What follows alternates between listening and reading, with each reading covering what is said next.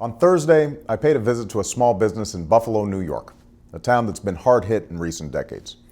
I heard from folks about the struggles they've been facing for longer than they care to remember. And I talked with them about what my administration is doing to help our families, our small businesses, and our economy rebound from this recession. Jumpstarting job creation in the private sector and fostering a climate that encourages businesses to hire again is vitally important.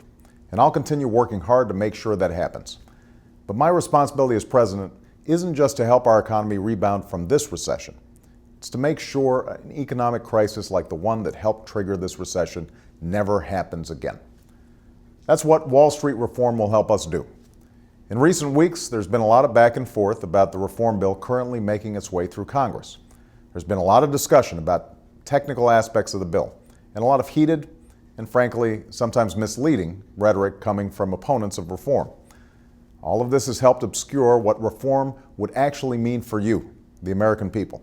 So I just wanted to take a few minutes to talk about why every American has a stake in Wall Street reform. First and foremost, you have a stake in it if you've ever been treated unfairly by a credit card company, misled by pages and pages of fine print, or ended up paying fees and penalties you'd never heard of before. And you have a stake in it if you've ever tried to take out a home loan, a car loan, or a student loan and been targeted by the predatory practices of unscrupulous lenders. The Wall Street Reform Bill in Congress represents the strongest consumer financial protections in history. You'll be empowered with the clear and concise information you need to make the choices that are best for you. We'll help stop predatory practices and curb unscrupulous lenders, helping secure your family's financial future. That's why families have a stake in it. And our community banks also have a stake in reform. These are banks we count on to provide the capital that lets our small businesses hire and grow. The way the system is currently set up, these banks are at a disadvantage because while they often play by the rules, many of their less scrupulous competitors are not playing by the rules. So what reform will do is help level the playing field by making sure all of our lenders, not just community banks, are subject to tough oversight. That's good news for our community banks, which is why we've received letters from some of these banks in support of reform. What's true for our community banks is also true for small businessmen and women like the ones I met in Buffalo. These small businesses were some of the worst victims of the excessive risk-taking on Wall Street that led to this crisis. Their credit dried up. They had to let people go. Some even shut their doors altogether. And unless we put in place real safeguards, we could see it happen all over again.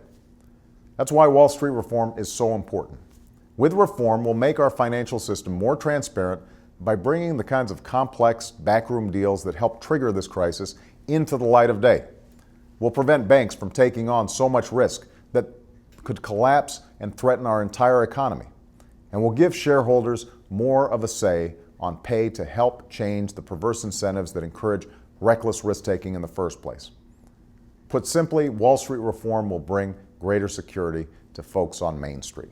The stories I heard in Buffalo this week were a reminder that despite the progress we've made, we need to keep working hard so we can build on that progress and rebound from this recession in the short term. But even as we do, we also need to lay a new foundation for growth and shared prosperity over the long term. Next week, we have a chance to help lay a cornerstone in that foundation. The reform bill being debated in the Senate will not solve every problem in our financial system. No bill could. But what this strong bill will do is important, and I urge the Senate to pass it as soon as possible so we can secure America's economic future in the 21st century.